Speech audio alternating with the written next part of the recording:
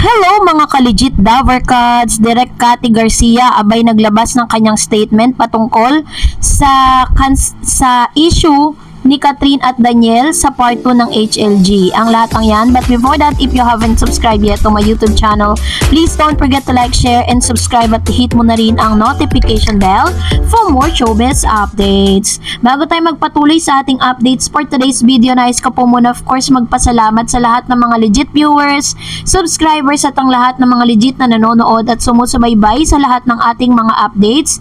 Maraming salamat po. And for today's video, kung hindi nyo pa po napapanood, kaka-upload lang po natin kani-kanina lang dito po sa ating pong channel, sa Dareds channel, kung saan finally nagsalita na po si Alden Richards patungkol sa real score between sa kanila ni Catherine Bernardo. Panoorin nyo po yan sa aking channel.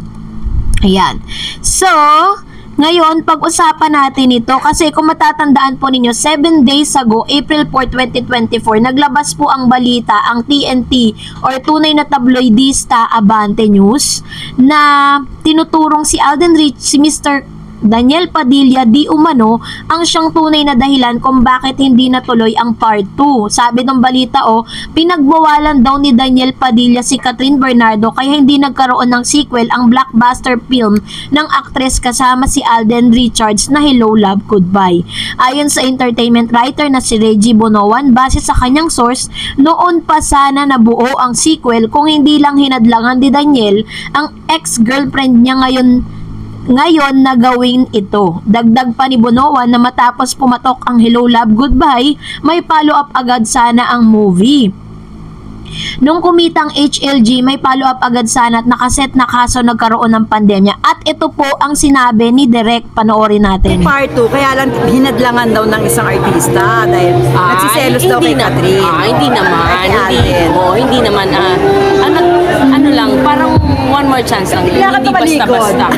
Sorry Sa isang interview nga, ay na-ambush interview si Direk Cathy Garcia at syempre natanong po siya patungkol po kay Catherine Bernardo at ang balita ng pagkakaroon ng part 2 ng HLG or Hello Love Goodbye at isa sa mga top grossing film na pinagbidahan ni Catherine Bernardo and Mr. Alden Richards. Dahil marami po ang bulong-bulungan na talagang magkakaroon na nga ng part 2 ang ito pong Hello Love Goodbye at this time hindi na nga po nakapagpigil at hindi na po naiwasan ni Direk Cathy na sagutin ang mga aligasyong ito, which is tama naman yung ginawa ni Direk Cathy kasi parang let's give Daniel the benefit of the doubt, diba? Kahit po sabihin na natin na talagang may mga pagkakamali man na nagawa si Daniel kay Catherine katulad ng mga lumalabas sa balita, pero wag naman po natin masyadong sirain yung pangalan ni Daniel. May buhay pa rin naman siya. Direk Cathy, inabswelto si Daniel sa chikang hinadlangan ang part 2 ng Hello Love Goodbye. Sumagot na ang film director na si Cathy Garcia sa umano'y kinalaman ng aktor na si Daniel Padilla na naudlot na part 2 ng Hello Love Goodbye na pinagbibidahan ng ex-girlfriend na si Catherine Bernardo at Alden Richards. Sa panayam kasi kay Direk Cathy na itanong kung may part 2 ba talaga ang naturang pelikula. Totoo ba talaga na dapat may part 2 na hindi natuloy dahil tinanggihan? Ano ba talagang story dyan, Direk? Tanong ng interviewer kay Direk Cathy. Hindi naman po ito talagang matagal na rin pinag-uusapan ng part 2. Kaya lang marami nangyari, nagka-pandemya, hindi lang talaga natuloy. Hopefully, with God's permission, matuloy na siya finally, sabi po ni Direk Cathy. So, hindi si Daniel ang dahilan, sabi ng interviewer.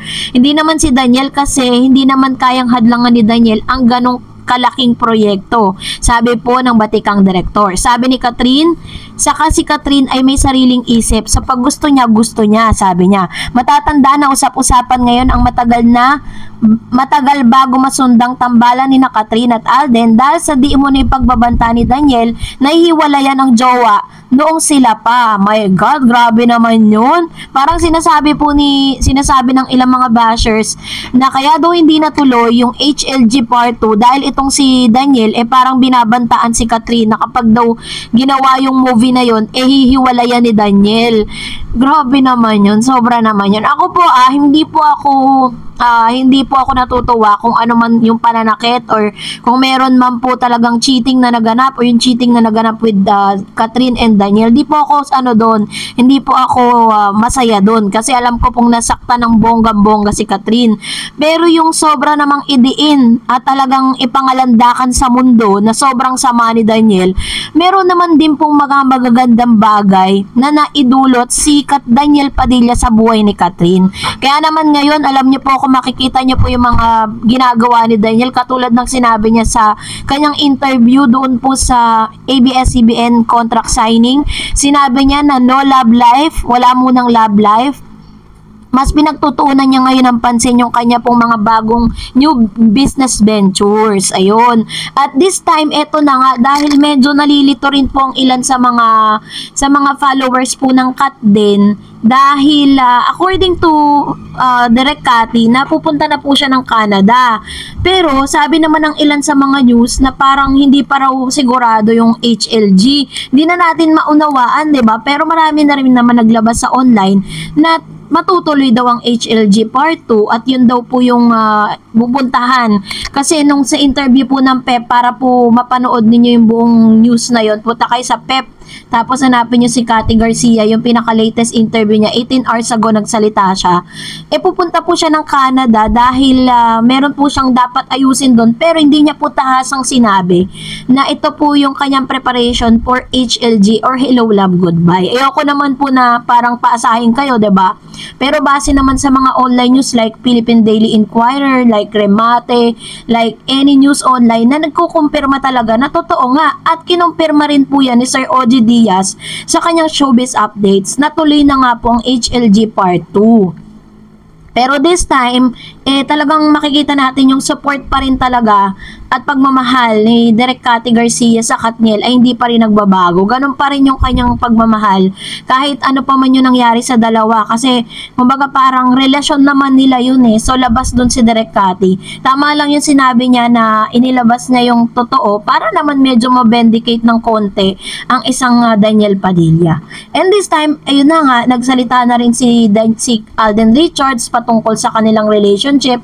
Hindi man niya tahasang inamin na talagang nagdada moves na siya, pero alam ko po nasa first move na ito. At I hope and I pray na mauwi sa magandang relasyon, pero sana nga lang bago po pumasok si Catherine sa isang bagong relasyon, she make it a point that she was totally healed, 'di ba? Mas maganda kasi 'yun na totally healed muna siya. Na talagang sobrang wala ng sakit, kasi ang mangyayari lang diyan i-compare or para matotrauma siya dun sa mga nangyari sa kanyang past relationship. So much better na sa healing process niya nandun si Alden, ang mga kaibigan niya, para po madali yung kanyang healing process. So kayo po, ano pong saloobin ninyo patungkol dito? Comment down below. And that's it for today. For more videos and updates, please don't forget to like and subscribe, and please don't forget to follow my Facebook page, Dar Eds TV. God bless everyone.